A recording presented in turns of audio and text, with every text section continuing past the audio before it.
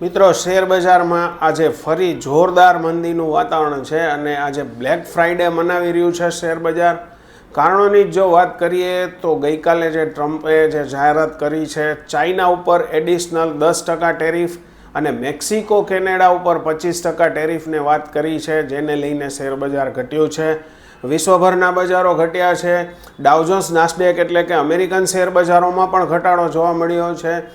ભારતીય શેર બજાર પણ ખુલતામાં જ તૂટ્યું હતું ને એ વધારો આગળ વધતા અત્યારે પણ શેર બજાર ઘણું બધું ઘટેલું છે કે નિફ્ટી 50ની 1/3 આઇટમ અત્યારે કોવિડ સમયના ભાવે મળી રહી છે.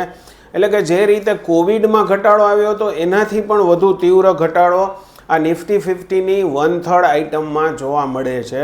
કોલ ઇન્ડિયા, બીપીસીએલ જેવી આઇટમોના પી જોવા જઈએ તો અત્યારે 7થી 13 સુધીના પીની આસપાસમાં આ શેરો મળી રહ્યા છે.